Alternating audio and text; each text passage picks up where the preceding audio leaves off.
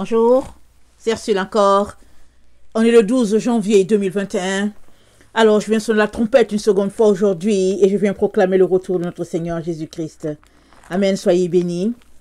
Et que vraiment vous puissiez dégager du temps pour pouvoir changer les choses qui sont à changer. Amen. Alors, j'ai déjà fait, je pense, récemment, en tout cas quelques vidéos sur nos pensées. Amen. Alors, vous savez, tout un chacun a un pattern de pensée dans le cerveau. Amen. On a une manière de penser, on a une façon de faire qui fait que finalement, on se retrouve à poser toujours les mêmes actions. Alors, il suffit de changer ce pattern-là qu'on a dans la tête, ce chemin de pensée-là, et nos actions changeront aussi. Amen. Alors, si on est quelqu'un, par exemple, qui avons pris pour habitude, exemple, d'aller au travail, revenir, s'asseoir devant la télévision pour relaxer, pour changer les idées, alors ce serait bien de changer, par exemple, pourquoi pas revenir du travail, au lieu de s'asseoir devant la télévision, c'est plutôt de se retrouver dans la chambre, pourquoi pas prier, ou bien plutôt prendre, quelque temps, prendre sa Bible, se recueillir, amen, quelque part, et prendre cette habitude-là, amen, quelques jours, une semaine, deux, finalement on aura coupé avec l'habitude de la télévision. Amen. Et on aura ainsi changé notre pattern. Amen. De telle sorte que, parce qu'au fait, notre manière de nous comporter, c'est chaque action plusieurs fois répétée. Et ça devient une habitude, une seconde nature dans notre vie. Alors pour casser cette nature-là, il suffit de changer aussi la manière dont nous faisons les choses et puis la nature va s'en aller. Amen. Si la nature est bonne, si cette seconde nature est bonne, voilà, regardez là, c'est une bonne chose. Amen. Mais si c'est quelque chose qui est désagréable ou bien qui est nocif pour notre vie, il est très très important de sortir de là. Et tout dépend de vous. Amen. Alors que le Seigneur vraiment puisse entendre ma prière pour tous ceux-là qui m'écoutent en ligne, afin que vous puissiez changer les choses qui sont à changer. Amen. Alors aujourd'hui, je viens apporter une seconde exhortation, amen, sur ce qui arriva du temps de Noé est en train de se passer sous nos yeux. Amen. Alors, on va lire le passage et vraiment que nous puissions être éclairés et puis poser des actions, ou bien poser des actions, amen, qui va nous aider, des actions qui vont nous aider à aller de l'avant. Amen. Alors, Matthieu 24, le verset 36, on connaît tous c'est ce passage-là, Matthieu 24, qui parle du retour du Seigneur. Amen. Et je vous ai déjà parlé, on parle souvent du Fils de l'homme. Amen. Alors, ces derniers temps, par la grâce de Dieu, je me suis mise à faire un peu une étude pour savoir, quand on parle du Fils de l'homme, lequel est le Fils de l'homme, Jésus, et lequel est le Fils de l'homme, le Messager de la fin. Amen. Et souvent, c'est pas évident de les démêler. Alors, il y a certains moments où je lis et puis j'ai de la difficulté à démêler. Il y a certains moments aussi je lis et je sais que ici, là, ça c'est Jésus. Et ici, c'est le Messager de la fin. Amen. Alors, il y a un texte là, j'ai déjà apporté une vidéo dessus, une ou deux au moins, depuis que je suis en ligne. Voilà, la troisième année, on s'en va pour la quatrième. Alors, j'ai toujours pris ça, disons, le Fils de l'homme, et puis j'ai pensé à Jésus. Mais récemment, quand j'étais en train de le lire à nouveau, j'ai cliqué que c'était le Messager de la fin. Alors, on va le regarder. Amen. À la lumière de cet élément nouveau qu'il y a. Alors, Matthieu 24, verset 36 à 51. Pour ce qui est du jour et de l'heure, personne ne sait, ni les anges des cieux, ni le Fils, mais le Père seul. Ce qui arriva du temps de Noé arrivera de même à l'avènement du Fils de l'homme. Car dans les jours qui précédèrent le déluge, les hommes mangeaient et buvaient, se mariaient et mariaient leurs enfants jusqu'au jour où Noé entre dans l'arche. Et ils ne se doutèrent de rien, jusqu'à ce que le déluge vint et les emporta tous. Il en sera de même à l'avènement du Fils de l'homme. On va s'arrêter là pour le moment. Amen. Alors, il en sera de même à l'avènement du Fils de l'homme. Au temps de Noé, c'est dit, les gens, au fait, il dit, le verset 38, dans les jours qui ont précédé le déluge, les hommes mangeaient, ils buvaient, ils se mariaient, ils mariaient leurs enfants. On a dit dans les jours. Combien de temps ces jours ont duré? Est-ce que ça a duré 10 ans, 20 ans, 5 ans? On ne sait pas. Mais toujours est-il qu'on dit dans les jours qui ont précédé le déluge, voilà ce que les gens faisaient. Amen. Et le verset 39, ils ne se doutèrent de rien. Ils n'ont pas pensé que Noé était le fils de l'homme de leur génération. Ils n'ont pas pensé que Noé, avec ses va-et-vient, son arche qu'il était en train de bâtir, que le message de Noé était un message poignant, de telle sorte que, s'ils l'écoutaient, ils échapperaient à la colère, au déluge. Ils n'ont pas pensé. Ils ont continué leur vie comme si de rien n'était, alors que le Fils de l'homme, Noé, était là devant eux, en train de leur prêcher qu'il y a un déluge qui arrive et que ce serait bien de changer de voie. Et même mieux encore, ils ont vu Noé bâtir le déluge, bâtir l'arche avec ses enfants, avec sa femme aussi. Ils ont vu Noé. Les gens disent que Noé a bâti ça pendant 100 ans. Amen. Et puis il y a quelqu'un qui avait fait le calcul qui disait que si Noé a bâti le déluge, a bâti l'arche pendant 100 ans, après avec les calculs, alors ça veut dire que son père, ou bien son père Métuchéla était là. Amen. Son père ou bien son grand-père, je ne me rappelle pas, Métuchéla, ou bien, voilà, parce que Enoch, c'est le grand-père de Noé. Alors Métuchéla, je pense que c'est le père de Noé.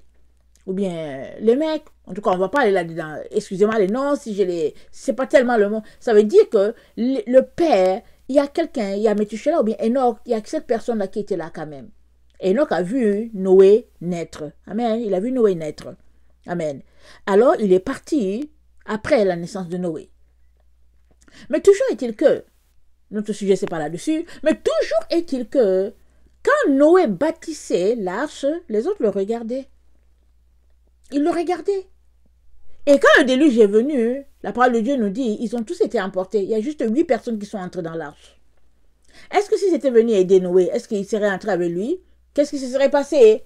Je ne sais pas. Mais toujours est-il que c'est dit qu'ils ne se doutèrent de rien et il en sera de même à l'avènement du Fils de l'homme. Alors, ici, c'est vrai, on peut le comprendre qu'il en sera de même à l'avènement du Fils de l'homme qui est Jésus, c'est-à-dire que quand Jésus viendra, les gens ne se doutèrent de rien. Mais ici, il s'agit du Fils de l'homme, le messager de l'Alliance. Allons-y lire Malachie 3.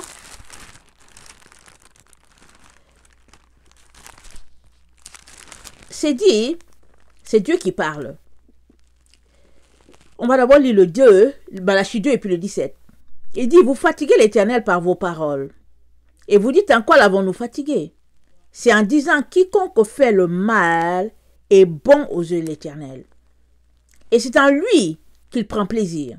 Ou bien, où est le Dieu de la justice? Ça, c'est le temps dans lequel nous sommes. Le mal est appelé bien, le bien appelé mal. Voici, j'enverrai mon messager, il préparera le chemin devant moi. Et soudain entrera dans son temple le Seigneur que vous cherchez. Et le messager de l'Alliance que vous désirez, voici, il vient, dit l'Éternel des armées, qui pourra soutenir le jour de sa venue, qui restera debout quand il paraîtra, car il sera comme le feu du fondeur, comme la potasse des foulons. Il s'assiera, fondra et purifiera l'argent. Il purifiera les fils de Lévi. Il les épurera comme on épure l'or et l'argent, et il présentera à l'Éternel des offrandes avec justice. Alors l'offrande de Juda et de Jérusalem sera agréable à l'Éternel, comme aux anciens jours, comme aux années d'autrefois. Je m'approcherai de vous pour le jugement. Et je me hâterai de témoigner contre les enchanteurs et les adultères, contre ceux qui jurent faussement, contre ceux qui retiennent le salaire du mercenaire, qui oppriment la veuve et l'orphelin, qui font tort à l'étranger et ne me craignent pas, dit l'Éternel des armées. Car je suis l'Éternel, je ne change pas, et vous, enfants de Jacob, vous n'avez pas été consumés. Alors il dit que quand le Messager va venir, il vient pour purifier. Il va s'asseoir et il va purifier. Et un autre passage qu'on a lu, on dit quand le Fils de l'homme viendra, il s'assiera, il mettra les uns à sa gauche, il mettra les autres à sa droite. À ceux qui sont à sa droite, il dira, voici béni de votre Père, béni de mon Père. J'ai eu faim, vous m'avez donné à manger, j'ai eu soif, vous m'avez donné à boire, j'étais malade, vous m'avez visité, etc. Et le Fils de l'homme va dire, mais et puis les gens vont dire à Jésus, mais quand est-ce qu'on a fait ça? Il va dire, quand vous avez fait ça à l'un de ceux-là, vous l'avez fait à moi. Amen. Parce que c'est dit, quand le Fils de l'homme viendra, est-ce qu'il trouvera la foi sur la terre? Amen. Alors Jésus était en train de nous annoncer le messager de la fin. C'est vrai que ça peut porter sur lui que oui, Jésus, quand il va revenir. Mais il était en train d'annoncer le message de la fin parce qu'il vient pour épurer. Il vient pour nous préparer à rencontrer notre Dieu. Parce que tel que la terre est là, tel que c'est là, si le Seigneur l'Éternel descendait, on sera consumé. C'est ça qui s'est dit. Mais le messager de la fin, il vient en avant pour préparer le chemin du Seigneur. Comme disait Jean-Baptiste, il dit, je suis la voix qui crie dans le désert, prépare le chemin du Seigneur. Ah, les gens lui disaient, mais qui es-tu? Toi là, qui es-tu? Il dit, je suis la voix qui crie dans le désert. Et les disciples ont marché avec Jean-Baptiste pendant un certain temps. Hein, et un jour, Jean-Baptiste leur a dit, voici l'agneau de Dieu qui ôte le péché du monde. Et parmi ces gens-là, il y avait Pierre, il y avait Jean, il y avait André. Amen. Il y avait Simon, il y avait Simon-Pierre, il y avait André, son frère. Il y avait Jean, il y avait Jacques. Et puis les 4, ça au moins je suis sûr. Les autres, je ne sais pas. Mais les 4 là, je suis sûr. Qu'ils ont marché avec Jean-Baptiste. Amen. Jean-Baptiste a eu le temps de faire un travail dans leur cœur. De telle sorte que quand Jésus est venu, leur cœur était disposé à suivre l'agneau de Dieu qui ôte le péché du monde. C'est pareil à notre temps. Le Seigneur nous dit que quand le messager de la fin va venir, il vient pour épurer, pour nous rendre aptes à recevoir Jésus, à présenter notre offrande à l'Éternel encore comme au temps d'autrefois. Amen. Alors, nous sommes donc là devant une situation qui nous montre que, au fait, le Fils de l'homme, dont Jésus parle ici, c'est le messager de la fin. Attendez, on va les lire encore. Il dit, pour ce qui est du jour et de l'heure, personne ne sait, ni les anges des cieux, ni le Fils, mais le Père seul. C'est pas le jour. Il dit, ce qui arriva du temps de Noé, arrivera encore. Les gens mangeaient, buvaient, se mariaient, mariaient leurs enfants. Hein, et puis, jusqu'au jour où Noé entre dans l'arche. C'est-à-dire quoi? Jusqu'au jour où les enfants de Dieu, où la première récolte aura lieu, les gens de notre génération ne se douteront de rien. Ils ne se douteront pas. Parce qu'ils attendent une situation extraordinaire. Un Jésus qui va venir peut-être dans les airs. Et puis, ils attendent. C'est-à-dire que leurs idées sont captivées là, en train d'attendre un Jésus qui vient à quelque part. Mais Jésus est en train de nous dire, le Fils de l'homme est celui-là qui va venir nettoyer. Amen. Il vient pour faire le travail de nettoyer. C'est ça qu'il nous dit. Amen. Alors il dit, le verset 39, ils ne se doutèrent de rien jusqu'à ce que le déluge vint et les emporta tous. Il en sera de même à l'avènement du Fils de l'homme. À l'avènement du Fils de l'homme. Quel Fils de l'homme? L'autre Fils de l'homme. Ayant en image le propitiatoire. Les deux chérubins sur le propitiatoire. Le plan du salut est là sur le propitiatoire. Amen. Le plan du salut est là. Alors il y a notre Seigneur Jésus-Christ, le Fils de Dieu, béni soit son nom, qui est l'agneau du matin, qui a versé son sang, amen, et puis qui nous a purifiés, qui nous a épurés et tout ça. Et Dieu n'a cessé de dire, Deutéronome, Nombre 28, il a dit, je tiens à mon sacrifice perpétuel. Il a dit aux gens, quand Josué va venir, parce que Josué était le remplaçant de Moïse, alors avant que Moïse s'en aille, Dieu dit à Moïse, tu leur diras, c'est important pour moi, mon sacrifice perpétuel, mon offrande du matin et mon offrande entre les deux soirs. Mon sacrifice entre les deux soirs.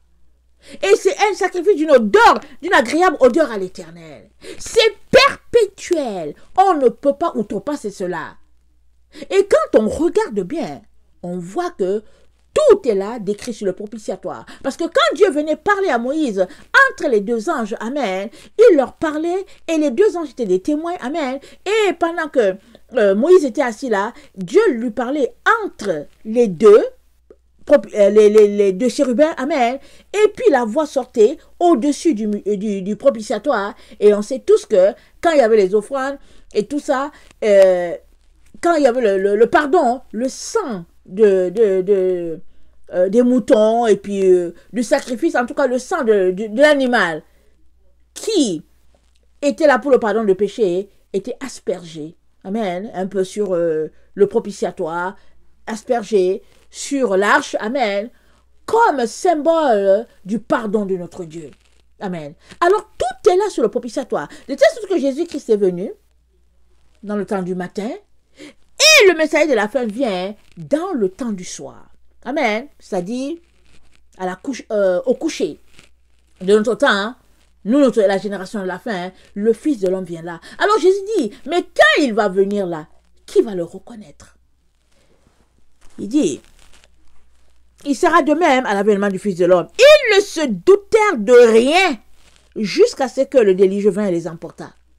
Alors il est en train de nous dire que dans le temps où nous sommes, les gens ne se douteront de rien. Ils ne croiront pas, ils ne comprendront pas. Surtout que il y a eu beaucoup d'interprétations, amen, assez erronées, et de sorte que finalement, surtout notre génération, on n'attend plus rien, on n'attend plus personne. On n'attend plus personne. Et le propitiatoire, comme je suis en train de le mentionner, c'est quelque chose qui m'a frappé depuis toujours, mais finalement, ce n'est qu'il y a un mois que le voile a un peu commencé à sauter de mes yeux pour que je puisse regarder pour dire, mais tiens, on dirait que il y a quelque chose de poignant ici sur le propitiatoire. Il y a quelque chose qu'on ne comprend pas ici.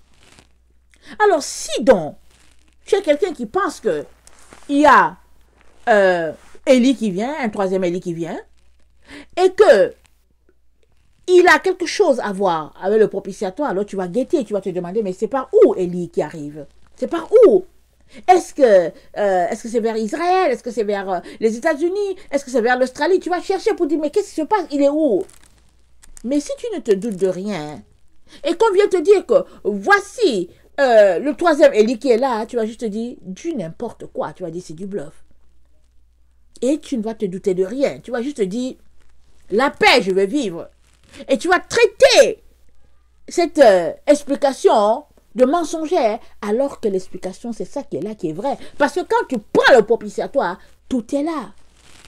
Dans l'arche, il y avait le témoignage. Et le témoignage, il y avait la verge de Aaron, il y avait la manne, et puis il y avait la manne, et puis il y avait les 10 commandements. Et ça, c'est le symbole de Christ. Et Christ est venu. Et de façon tangible, il a représenté ces éléments-là. Amen.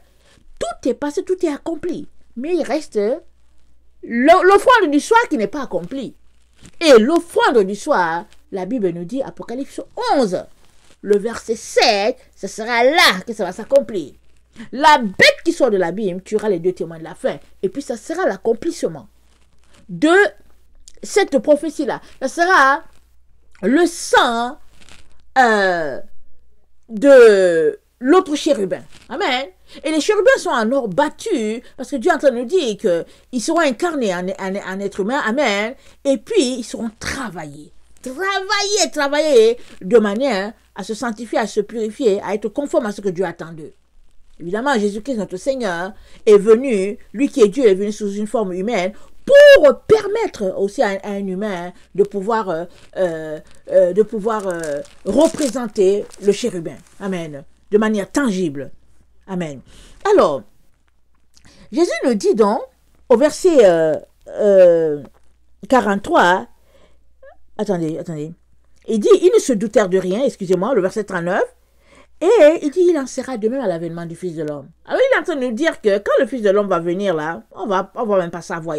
C'est comme si c'est quelque chose qui va se passer incognito, ou bien dans le silence, dans le calme.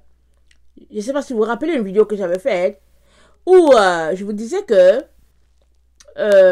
j'avais fait un rêve et tout, et le messager de la fin, les messagers n'iront pas à Jérusalem. Tout le monde les attend là-bas à Jérusalem. Les gens disent qu'ils vont marcher sur cette telle rue, ils ne seront pas là-bas. Et donc, il ne faut pas qu'on les attende là-bas, à Jérusalem. Et quand j'ai demandé, j'ai dit, mais en fait, c'est quoi et tout ça? Amen. Le Seigneur m'a donné une image, c'est là que j'ai eu le rêve. et j'ai vu une situation, les rabbins, en tout cas, au niveau de la mosquée à Alaska, j'ai vu les gens et tout ça, mais j'ai vu beaucoup d'impuretés qui étaient là-bas. Et le Seigneur m'a dit, voici une des raisons pour lesquelles les messagers de la fin ne vont pas aller là-bas. Et en plus de cela, le Seigneur m'a rappelé comment ils ont rejeté Jésus. Alors Jésus-Christ a dit, Jérusalem, Jérusalem, j'ai voulu rassembler tes enfants, comme une poule rassemble ses petits. Alors ils ont rejeté Jésus. Paradoxe, plusieurs s'attendent à ce que les messagers de la fin aillent là-bas pour proclamer le retour du Seigneur. Mais non, ils ont rejeté Jésus. Ils ne croient pas en Jésus, ils ne l'ont pas accepté. Alors comment penser qu'ils vont aller là-bas pour proclamer? Ils ne vont pas aller. Amen. Et puis, c'est dit, Apocalypse 11, il dit, c'est Jean qui dit, et puis, un instrument de mesure lui a été donné. On lui a dit, mesure le temple et ceux qui adorent. Mais le parvis extérieur, laisse ça dehors. Et quand on ramène ça à notre temps, hein, Jésus est en train de dire quoi? Il dit, si tu n'es pas sanctifié, si ta vie n'est pas telle que ton esprit soit retrouvé dans le lieu saint ou bien dans le saint des saints, hein, alors tu ne seras pas mesuré, c'est ça qu'il est en train de dire. Si ta vie de chrétien est juste se retrouve juste au niveau de la cour, alors il te dit, tu seras abandonné, livré aux nations. C'est ça qu'il est en train de dire. Alors, qu'est-ce qu'il est en train de nous dire ici?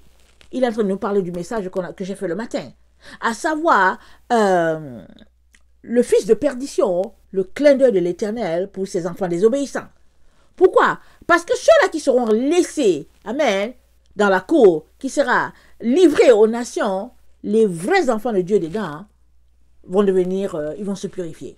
Quand ils vont se rendre compte que l'épouse a été mise à l'abri, amen, et que finalement ils sont restés, les vrais enfants de Dieu vont dire, ils peuvent nous tuer.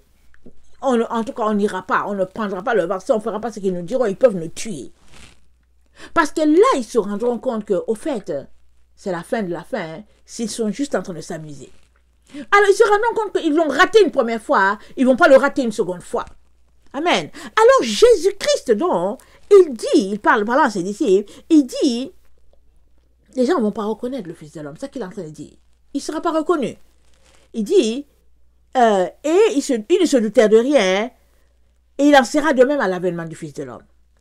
Ok, allons-y lire le verset 40. Alors, de deux hommes qui seront dans le champ, l'un sera pris et l'autre laissé. De deux femmes qui moudront la meule, l'une sera prise et l'autre laissée. Veillez donc, puisque vous ne savez pas quel jour votre Seigneur Jésus viendra. Sachez-le bien, si le maître de la maison savait à quelle veille de la nuit le voleur doit venir, il veillerait, il ne laisserait pas percer sa maison. Alors, Jésus-Christ nous dit de veiller, c'est pourquoi vous aussi, tenez-vous prêts, car le Fils de l'homme viendra à l'heure où vous n'y penserez pas. Il parla à ses disciples, amen. Les disciples pensaient que Jésus-Christ, là, il reviendrait là. Quand il est parti, ils pensaient que Jésus-Christ reviendrait dans peu de temps pour les chercher. Oh, ça fait il y a 2000 ans de passé, et nous sommes dans le 3e millénaire qui a commencé, et Jésus-Christ leur dit, le Fils de l'homme viendra à un moment où vous ne vous attendez pas. Alors il leur a dit, soyez toujours prêts. Mais le Fils de l'homme viendra à un moment où vous ne vous attendez pas. Amen. Alors, on peut confirmer qu'ils ne sont plus là. C'est un moment où ils ne s'attendent pas du tout. Ils ne sont pas là. Ils ne sont plus là. Ils sont partis. Ils sont morts. Ils ont été enterrés. Et puis bon, voilà. Jésus dit, le Fils de l'homme viendra à un moment où vous ne pensez pas. Alors, il n'aura pas. Il n'est pas allé dans les détails. Amen. Alors, Jésus-Christ nous dit de veiller. Alors, veiller, qu'est-ce que ça veut dire? Veiller, ça veut dire rester volontairement éveillé pendant des temps consacrés au sommeil. Ça veut dire être en garde. Ça veut dire faire grande attention. Ça veut dire être en éveil, être vigilant, surveiller, exercer une surveillance accrue. C'est ça que ça veut dire être vigilant. Amen. Ça veut dire veiller. Et Cantique des Cantiques, le verset 5:2, nous donne une information qui arrive à tous ceux-là qui veillent. Amen. Tous ceux-là qui veillent, ils vivent cela. Amen. Alors, ils sont endormis, mais leur esprit est éveillé. Alors, le verset 5, Cantique des Cantiques, le verset 5, dit ceci. Le verset 2, Cantique des Cantiques 5, le verset 2. J'étais endormi, mais mon cœur veillait. C'est la voix de mon bien-aimé qui frappe. Ouvre-moi, ma sœur, mon amie. Ma colombe, ma parfaite, car ma tête est couverte de rosée. Mes boucles sont pleines de gouttes de la nuit. Amen. Alors, il dit, J'étais endormi, mais mon cœur veillait. Ça, c'est le cœur de tous ceux-là qui sont éveillés, qui sont alertes, qui veulent savoir ce qui se passe. Jésus dit, priez. Il dit, veillez. Et veiller, c'est être aux aguets, c'est prier en tout temps. Parce que dans la prière, le Seigneur, il nous révèle les choses. Dans la prière, on agonise avec tout ce qui se passe et notre cœur bat sur le cœur de Dieu. Et attendez, Apocalypse 3, le verset 3, il dit, Apocalypse 3, le verset 3, ça dit ceci. Il dit, rappelle-toi donc comment tu as reçu et entendu, et garde, et repens-toi si tu ne veilles pas, je viendrai comme un voleur, et tu ne sauras pas à quelle heure je viendrai sur toi. Si tu ne veilles pas, je viendrai comme un voleur, et tu ne sauras pas. Donc, si tu veilles, tu auras une idée, tu pourras sentir que tu es à peu près dans le temps où notre Seigneur vient. Alors, il est question de veiller. D'être en communion avec ce Dieu-là pour pouvoir recevoir ce qu'il a pour nous. Amen.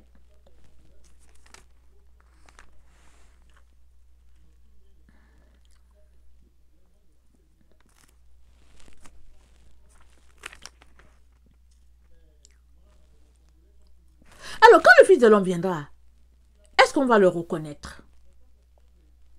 Allons-nous reconnaître la personne? Parce que il y a les médias qui vont filmer la situation et tout. Oui, voilà, on dit, bon, c'est dit dans Apocalypse 11 que... attendez, dans Apocalypse 11, c'est dit...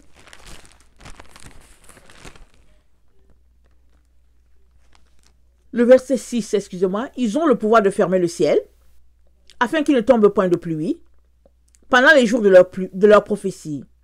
Ils ont le pouvoir de changer les eaux en sang, et de frapper la terre de toute espèce de plaie chaque fois qu'ils le voudront. Ils ont le pouvoir. Mais quand ils vont le faire là, ils vont le faire à un endroit, l'endroit où ils seront. Amen. Si à un endroit, à un temps quelconque, un temps T, ils sont à cet endroit-là, et qu'ils doivent faire une œuvre là, pour Dieu, ils vont le faire là. Mais ils ne vont pas le faire, par exemple, au Sri Lanka. Suppose qu'ils sont à Paris, ils vont le faire à Paris. Mais à Sri Lanka, les gens ne sauront pas forcément qu'ils sont là. Et c'est pourquoi Jésus-Christ est en train de dire, mais quand le Fils de l'homme va venir là, est-ce que les gens, hein, Jésus nous dit, les gens seront surpris. Est-ce qu'ils vont le reconnaître? Et tout montre qu'ils ne vont pas le reconnaître. Parce que Jésus-Christ, quand il vient, il ne fait pas sonner la trompette en disant, oh, écoutez, je suis par ici et tout ça. Non. Les choses de Jésus-Christ, c'est toujours incognito. C'est simple, tout simplement. Quand Jésus est venu sur la terre, qui est venu annoncer à Hérode que Jésus était là? C'était les mages d'Orient. Dans Bethléem, personne ne savait que le roi était né. Et pourtant, Jésus était là, il était né. Il a fait des gens qui sont venus, d'ailleurs, pour venir dire à Hérode, où est le roi qui vient de naître? Et ça a sémé de l'émoi dans toute la ville. Mais il ne savait rien. Et est-ce qu'il se pourrait que ce soit pareil dans notre temps? Ou il se pourrait qu'il y ait une bonne partie de la planète Terre qui ne sache pas que les messagers de la fin sont là. Il se pourrait.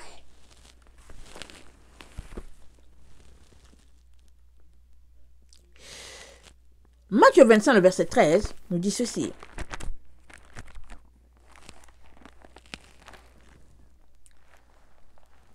Veillez donc, puisque vous ne savez ni le jour ni l'heure. Matthieu 25, ici, c'est suite à la parabole des 10 vierges. 5 ont été prises. 5 ont été laissées. Les 5 qui sont laissées, on les a appelées Jésus-Christ les a appelées des folles. Parce que, pourquoi elles étaient folles?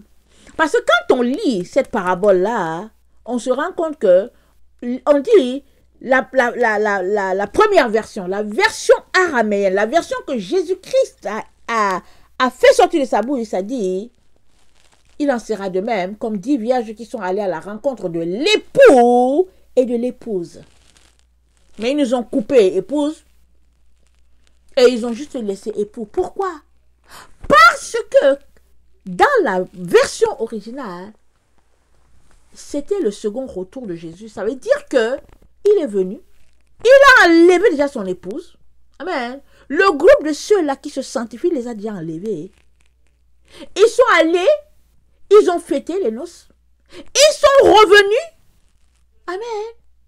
Et là, maintenant, là-dedans encore, il y a des personnes qui n'avaient pas d'huile. Jésus-Christ les a appelées folles. Elle n'a pas d'huile. Malgré le premier coup qui s'est passé, et que ce groupe-là n'a pas pu partir, les personnes sont restées encore fous et folles. Ils n'ont rien fait pour changer leur situation. Jésus-Christ les a appelées folles.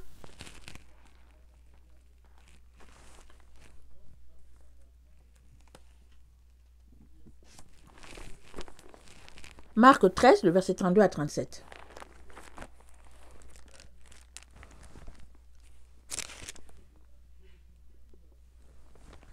Pour ce qui est du jour ou de l'heure, personne ne le sait, ni les anges dans le ciel, ni le Fils, mais le Père seul.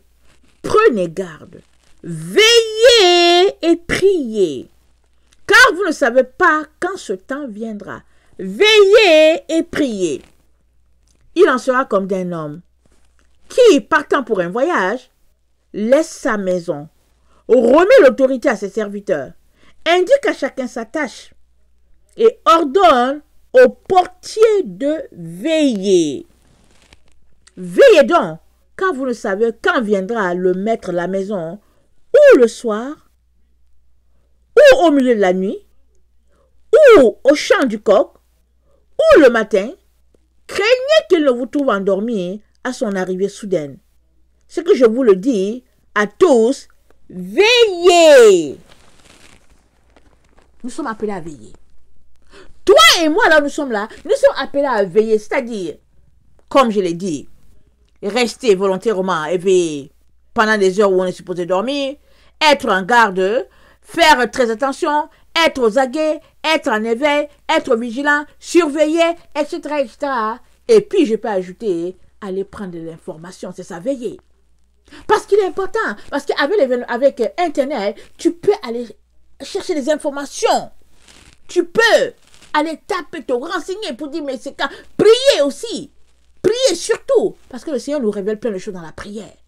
Priez pour que le Seigneur puisse nous aider à être trouvé, l'esprit allumé, quand le Fils de l'homme sera là. Parce que c'est lui qui aura un message de purification pour tout un chacun, pour l'humanité, avant que Jésus-Christ entre dans la gloire. Avant que Jésus-Christ revienne chercher son épouse. Amen. C'est lui. Il est donc important qu'on ne puisse pas rater cet événement-là. Et, évidemment, avec Internet, les réseaux sociaux, on peut avoir l'information sur la Terre. Ça peut circuler en quelques secondes et puis tout est là. Mais il se pourrait aussi que on passe tout simplement à côté. Comme plusieurs enfants de Dieu aujourd'hui, qui sont tout simplement dans le champ. Qui, au fait, continuent de croire que la situation va changer, ils vont retourner au monde comme il était avant. Ou bien continuent de croire que, au fait, ils peuvent collaborer avec le système du nouvel ordre mondial et s'en sortir. Mais ceux-là qui veillent savent que le vent a tourné et que s'ils étaient un pied dedans, un pied dehors, il est temps plus que jamais qu'ils se placent du côté de Jésus dans la repentance pour ne pas être trouvés jetés dehors. Alors, excusez-moi, je tourne mes pages.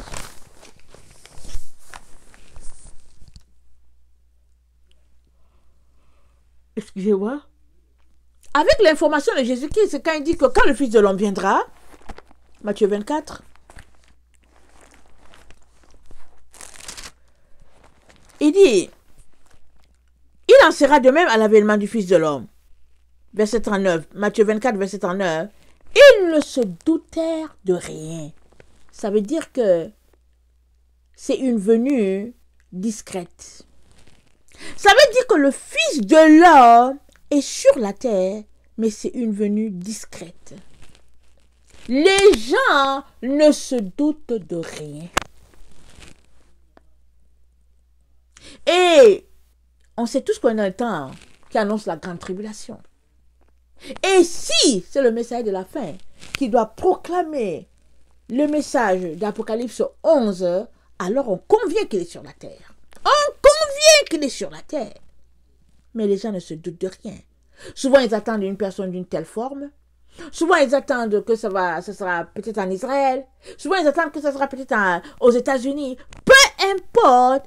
Les gens sont là, ils se disent, mais ceux qui sont allumés, qui savent que ça doit se passer, ils se disent, mais où est Élie, où est Élie? Alors, il y a telle personne qui se lève ici, qui dit, je suis Élie. On dit, oh, c'est pas toi. L'autre se lève, il dit, oh, je suis Élie. On dit, c'est pas toi. Alors, les gens, ils sont là, ils cherchent, ils se disent, mais c'est où? Mais Dieu nous envoie le signal que de même que ça s'est passé du temps de Noé, et que Noé était le fils de l'homme de sa génération, et que les gens n'ont pas cru, il dit, ce sera pareil en notre temps. Les gens ne croiront pas, ils ne se douteront de rien, et ils continueront d'attendre à quelque part alors que la chose est sous leurs yeux, en train de se passer comme ça. On est dans le temps de la fin. On est dans les temps où nous devons tout simplement mettre les points sur nos i. Mais il y en a encore qui continuent de chercher, de calculer leur poste, un poste alléchant, des choses comme ça, qui calculent, qui visent haut. Mais je te dis une chose, il faut que je te le dise, il faut que tu le saches. Quand l'épouse sera mise en sécurité, quand ce groupe-là sera mis en sécurité, il faut que tu saches que tous ceux-là qui s'appelleront chrétiens ou bien disciples de Jésus, tout cela, peu importe l'endroit où ils seront, amen, soit ils renieront leur Seigneur en prenant le vaccin, soit ils vont déchoir de leur position. Plusieurs vont perdre leur boulot. Alors, là où nous sommes là, il est important que tu te prépares. C'est ça qui est le plus important. Ce n'est pas la carrière. C'est d'être prêt. Parce que Jésus-Christ a dit quoi?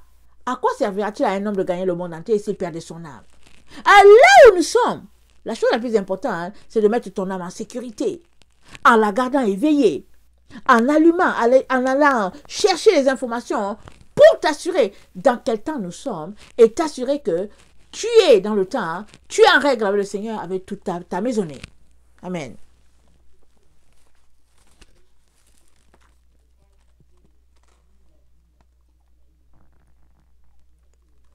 Luc 12, le verset 47 à 48.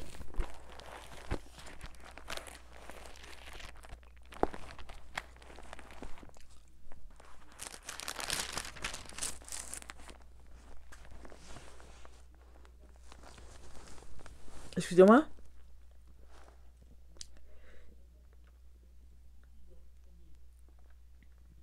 Je vais lire à 41. Pierre lui dit, Seigneur, est-ce à nous ou à tous ceux que tu adresses cette parabole? Et le Seigneur dit, quel est donc l'économe fidèle et prudent que le maître établira sur ses gens pour leur donner la nourriture au temps convenable? Heureux ce serviteur que son maître à son arrivée trouvera faisant ainsi. Je vous le dis en vérité, il l'établira sur tous ses biens. Mais si ce serviteur dit en lui-même, mon maître tarde à venir, s'il se met à battre les serviteurs et les servantes à manger, à boire avec et à s'enivrer, le maître de ce serviteur viendra le jour où il ne s'y attend pas, et à l'heure qu'il ne connaît pas, il le mettra en pièces. Il lui donnera sa part avec les infidèles. Le serviteur qui, ayant connu la volonté de son maître, n'a rien préparé, et n'a pas agi selon sa volonté, sera battu d'un grand nombre de coups. Écoute bien. Le serviteur qui, ayant connu la volonté de son père, n'a rien préparé, et n'a rien agi selon la volonté, sera battu de grand nombre de coups. Mais celui qui, n'ayant pas connu, a fait des choses dignes de châtiment, sera battu de peu de coups. On demandera beaucoup à qui on l'a donné, et on exigera davantage à celui qui a beaucoup confié. Amen. Alors, il est en train de nous dire ici que connaître notre appel, c'est très important. Il dit, si tu connais, amen, vas-y, agis en fonction. Mais si tu connais et que tu n'agis pas en fonction, quand le maître viendra, tu auras des conséquences par rapport à ce qui t'aura été demandé comme mission sur la terre. Amen. Alors,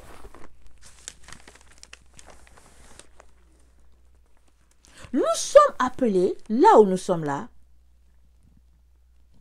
à chercher la raison pour laquelle on est. Amen.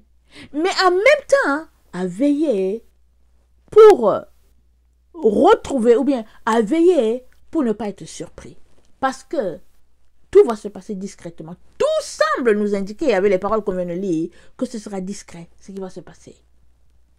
Seuls ceux-là qui veillent vont poser les bonnes questions et ils vont finir par tirer de Dieu des informations. J'aimerais ça qu'on lise un passage dans Esdras pour nous exhorter. Amen. Parce que le Seigneur nous dit, tout sera discret. Quand le Fils de l'homme viendra, il dit, est-ce que les gens vont le reconnaître? Parce que, et puis, à quelque part, il a dit, quand le Fils de l'homme viendra, est-ce qu'il y aura encore la foi sur la terre? Alors, s'il n'y a pas de foi, ils ne vont même pas le reconnaître. Ils vont le traiter de tout et de rien. Or, nous avons besoin de le reconnaître. Et une fois que nous le reconnaissons, hein, nous avons besoin d'alerter les autres pour dire, hey, il y a quelque chose ici. Est-ce que nous ne sommes pas dans le temps? 4 Esdras 16, le verset 36. Écoutez donc cela et prenez en connaissance, serviteurs du Seigneur. Voici la parole du Seigneur. Accueillez-la, ne refusez pas de croire à ce que dit le Seigneur. Les mots s'approchent et ils n'ont pas de retard. Ainsi, au 9e mois, la femme enceinte de son fils, quand approche l'heure de son accouchement, 2 ou 3 heures avant, commence ce gémissement et douleur en son ventre. Et quand l'enfant sort du ventre, cette femme n'est pas en retard d'un seul instant. De même, les mots ne tarderont pas à faire leur entrée sur la terre. Le monde gémira et des douleurs l'assiégeront de tous côtés. Écoutez la parole écoutez la parole, ô mon peuple, préparez-vous pour le combat au milieu des malheurs. Écoutez bien, le combat au milieu des malheurs. Soyez ainsi comme en terre étrangère. Celui qui vend, qu'il soit comme celui qui fuira. Celui qui achète, comme celui qui va perdre. Celui qui fait du commerce, comme celui qui n'en tirera pas profit. Celui qui bâtit, comme celui qui n'y habitera pas. Celui qui sème, comme celui qui ne fera pas de récolte. Celui qui taille, comme celui qui ne va pas vendanger. Ceux qui se marient, qu'ils soient comme ceux qui n'auront pas de fils. Ceux qui ne se marient pas, comme des veufs. Voici pourquoi ceux qui travaillent sans raison. Des étrangers moissonneront leur récolte, raviront leurs moyens de subsistance, abattront leurs maisons et feront captifs leurs fils, car c'est dans la captivité et la famine qu'ils engendreront leurs enfants. Ceux qui commercent font commerce dans les rapines, puis ils embellissent leurs maisons, leurs propriétés et leurs personnes. Puis, je m'irriterai contre eux à cause de leurs péchés, dit le Seigneur. Comme la débauche est enflammée contre la femme honnête et parfaitement vertueuse, ainsi la justice s'enflammera contre l'iniquité qui s'embellit. Elle l'accusera en face. Quand sera venu celui qui doit repousser quiconque recherche le péché sur terre? Quand sera venue cette personne-là? Quand sera venu celui qui doit repousser quiconque recherche le péché sur terre? Ça, c'est notre Seigneur Jésus. C'est pourquoi ne vous inquiétez pas, ne vous identifiez pas à l'iniquité ni à ses œuvres. Écoute bien, ne t'identifie pas à l'iniquité ni à ses œuvres. Car voici encore un peu de temps, et l'iniquité sera supprimée de la terre, et la justice régnera parmi nous. Que le pécheur ne nie pas avoir péché, car Dieu brûlera des charbons de feu sur la tête de celui qui dit « Je n'ai pas péché devant Dieu, ni devant sa gloire ». Voici le Seigneur connaît toutes les œuvres de l'homme, leurs inventions, leurs pensées et leurs cœurs. Lui qui a dit que la terre soit, elle a été faite. Que le ciel soit, elle a été faite. À sa parole, les étoiles ont été établies et il en connaît le nombre. C'est lui qui scrute les abîmes et leurs trésors, qui a mesuré la mer et ce qu'elle contient, qui enclos la mer au milieu des eaux, et par sa parole suspendu la terre au-dessus de l'eau, qui a étendu le ciel comme une voûte et l'a établi au-dessus des eaux, qui a disposé dans le désert des sources d'eau et au sommet des monts des réservoirs pour d'en haut faire jaillir des fleuves afin que s'abreuve la terre. C'est lui qui a façonné l'être humain, dispose le cœur au milieu de son corps et qui lui a envoyé l'esprit, la vie, l'intelligence.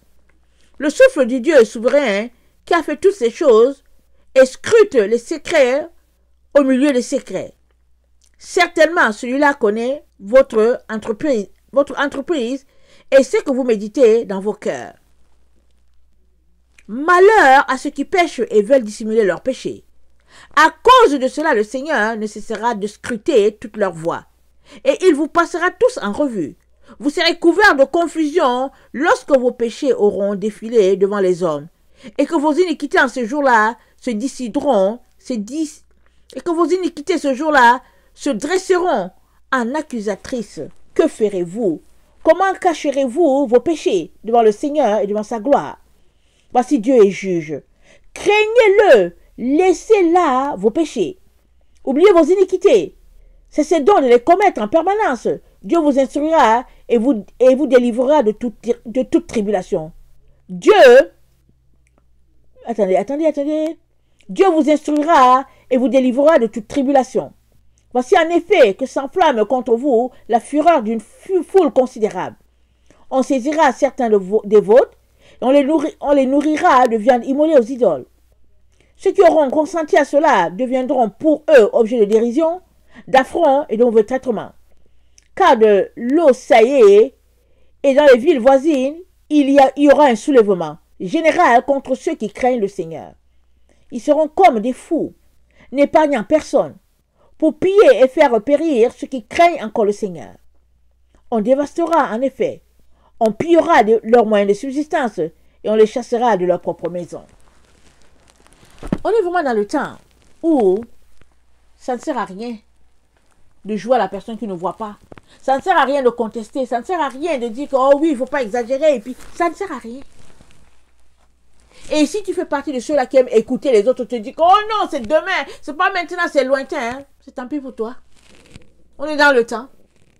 Le temps prophétisé, qui est le temps où Jésus a dit, il en sera de même comme au temps de Noé. Les gens se mariaient, leurs enfants, etc. On est dans ce temps-là, en plein. Regarde autour de toi. Les gens construisent seulement les maisons. Tu te demandes bien pour qui ils construisent.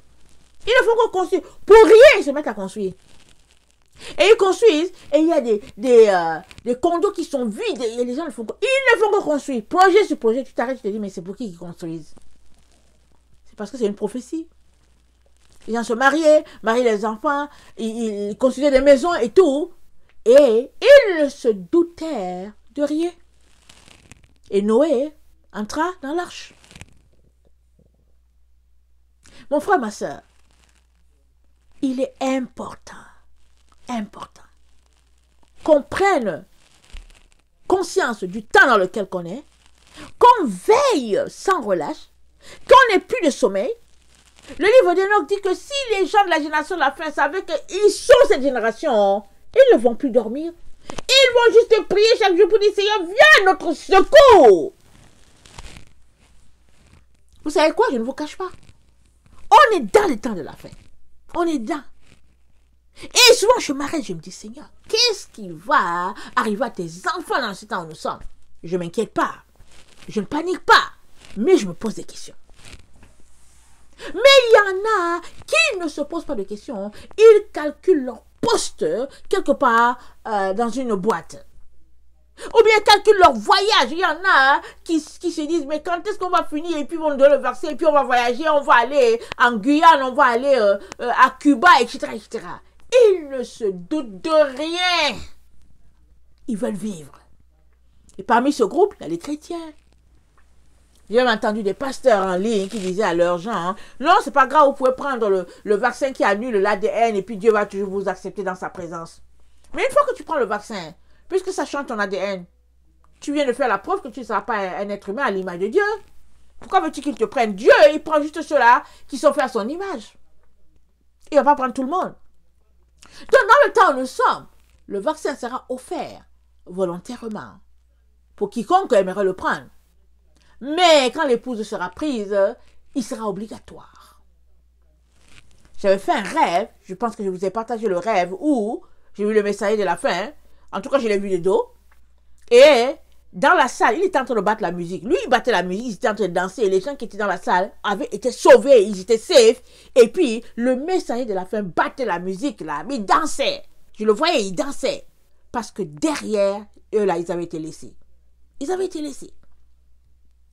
Et quelques temps après, je me suis dit, je l'ai apporté en ligne. Quelques temps après, 2 ou 3 jours après, le Seigneur me donne un autre rêve. Et dans le rêve, je vois une grande lumière. Vraiment une lumière. Et je m'approche pour savoir, parce que je vais dans le sens de la lumière. Ok, quand on va dans le sens de la lumière, imaginez, vous êtes en train de conduire une voiture autour de 16 heures, disons 16h30, 17h, dans un temps, au fait, vers l'automne là, amen, quand le soleil se couche, vers l'automne là, il y a un soleil là qui fait mal aux yeux là, qui fait souvent que tu ne vois pas, et puis surtout si ça reflète encore sur ton rétroviseur, c'est grave. Amen. Alors, une telle lumière, vraiment qui faisait que je n'arrivais pas à voir. Alors, j'ai mis la main, amen, au niveau de mon visage, ou bien de mon front, comme un peu pour faire un ombrage, afin de voir ce qui se passait. Amen. Je regarde, et puis la lumière était tellement éblouissante. Mais pendant que je regarde, flash, je vois un train qui arrive à vive allure, qui vient, mais je vois... je ne sais pas si on appelle ça le wagon ou quoi, le moteur là, le moteur auquel, un moteur, le moteur auquel est accroché les autres morceaux du train. Amen. Je vois cela. Disons que, est-ce que c'est ça la locomotive? Je ne sais pas. Là où celui qui conduit le train, là où il s'assoit, disons que c'est la locomotive. Je pense que c'est la locomotive. Parce que je ne connais pas le nom, ok? Je pense que c'est la locomotive. Alors je vois cela. Mais quand je le vois de profil.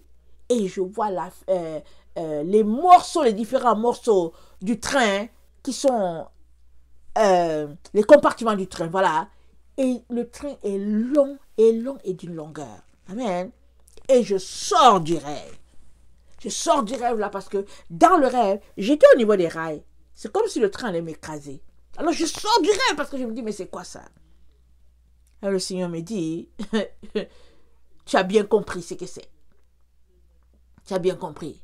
Il faut que tu le partages. Il faut que tu fasses tout pour que le plus grand nombre puisse échapper. Parce que le train venait à vive allure, il allait m'écraser. Amen. Il allait m'écraser. Et une fois qu'il m'écrase, amen, il allait soit m'écraser, soit ne pas m'écraser. Ok. Prenons au cas où le train m'écrase. Si le train m'écrase, il va quand même aller s'arrêter un peu en avant. Amen. Parce que ça ne peut pas continuer, ça fait un bruit et souvent ça déraille même.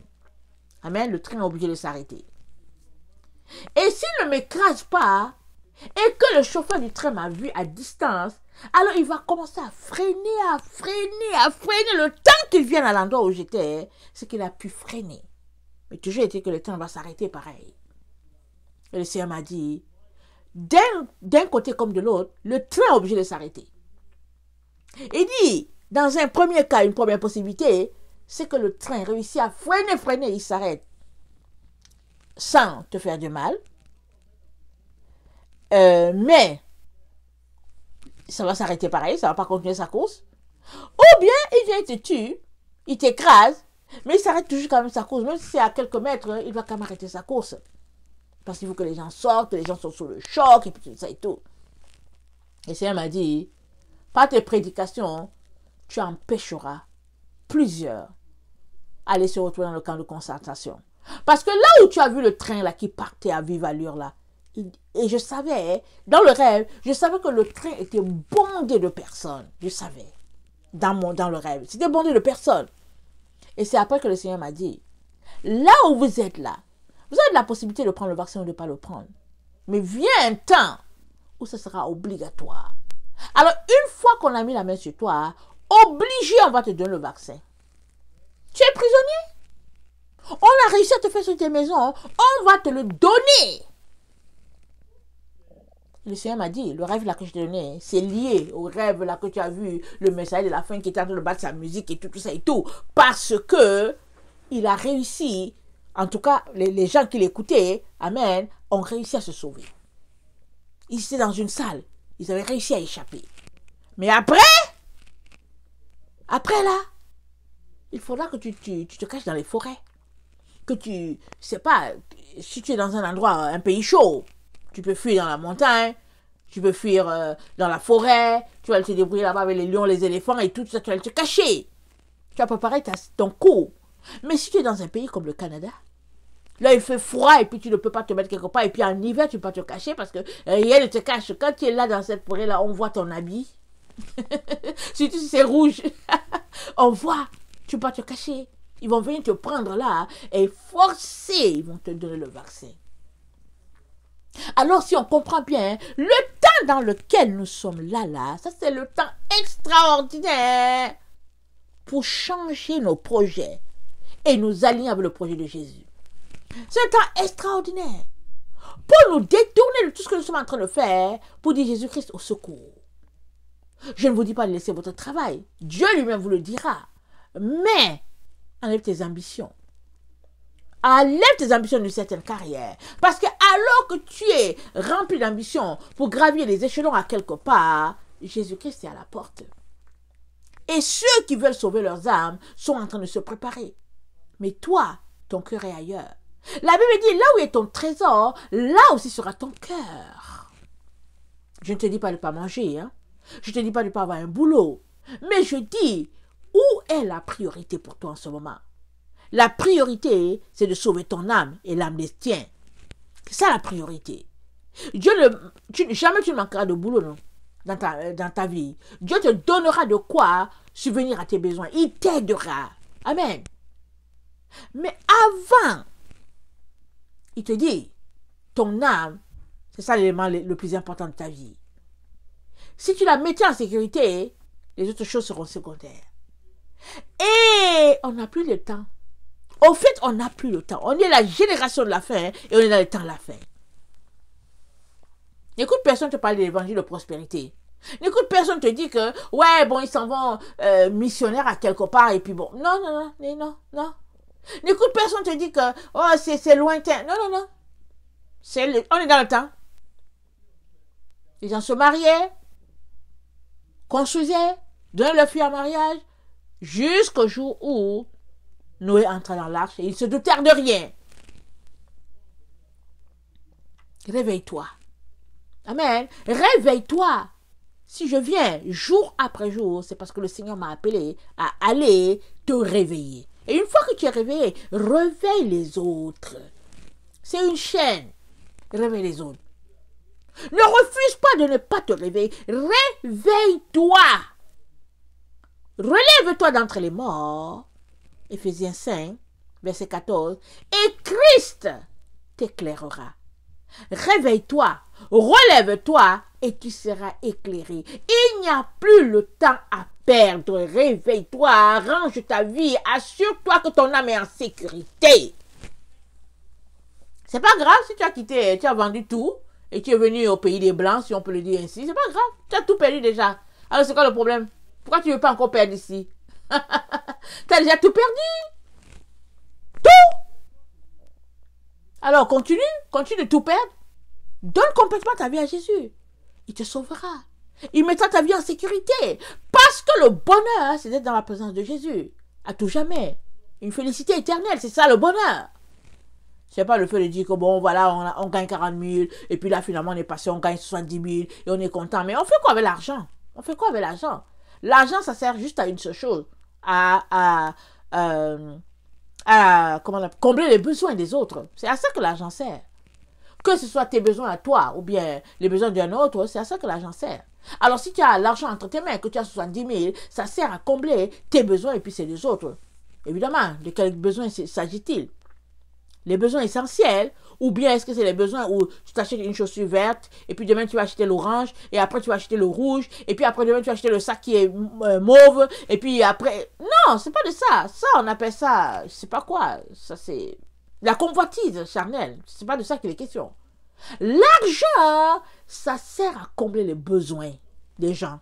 Les gens que Dieu va mettre sur ton chemin, c'est ça que l'argent sert. Sinon, ça ne sert plus à rien. Alors, tu cours après l'argent. Et que fais-tu de ton âme?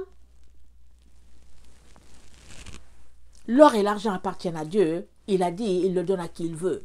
Amen. Alors, cherchons premièrement d'abord le royaume de Dieu. Et sa justice nous sera donnée. Et on est dans le temps où il faut se préparer. Je ne cesserai jamais. Je n'arrêterai pas de vous le répéter, jusqu'à ce que le Seigneur nous mette en sécurité. Alors, je viens prier. Seigneur Jésus, je vais te prier pour toutes ces personnes-là qui m'écoutent. Seigneur, je viens te les remettre, je ne sais pas qui ils sont. Seigneur, toi tu les connais.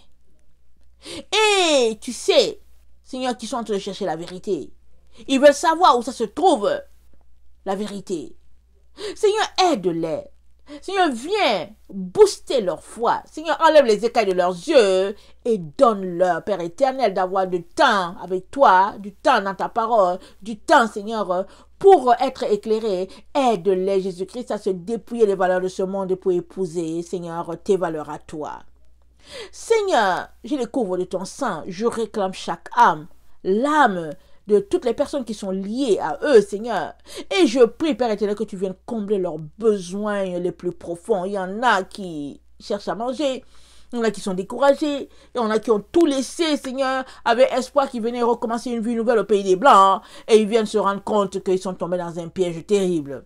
Ils sont tombés dans un filet, et toute l'humanité y est d'ailleurs. Seigneur, je prie pour ces personnes-là, essuie leurs larmes, et donne-leur, au Jésus-Christ, de te rencontrer dans toute la profondeur. Amen. Et de s'apprêter. Parce que bientôt, l'épouse sera mise en sécurité. Seigneur. Et je prie que de tous ceux-là qui m'écoutent, qu'il n'y ait personne qui reste. Ça, c'est ma prière. Qu'il n'y ait personne, Jésus-Christ, qui soit laissé et surpris, Seigneur, quand tu auras mis le groupe en sécurité. Je prie, Jésus-Christ, et compassion, mon Dieu, agis puissamment dans leur cœur et enlève le doute, Seigneur, de leur vie, Seigneur. Parce que tu dis que celui qui doute, qui ne pense pas qu'il va obtenir quelque chose, Seigneur, donne-leur de ne point douter et donne-leur de prendre la parole, de scruter les Écritures afin de trouver où se trouve la vérité, ô Jésus-Christ. Merci, mon Dieu, parce que tu es bon, parce que tu es merveilleux, Seigneur Jésus-Christ. Je les touche, Seigneur, par ton onction, ô Père éternel. Saisis-les, Seigneur, visite-les, Seigneur, et qu'ils soient remplis de ton Esprit Saint. Au nom puissant de Jésus-Christ. Amen. Amen. Voilà, soyez bénis. Je vous aime beaucoup.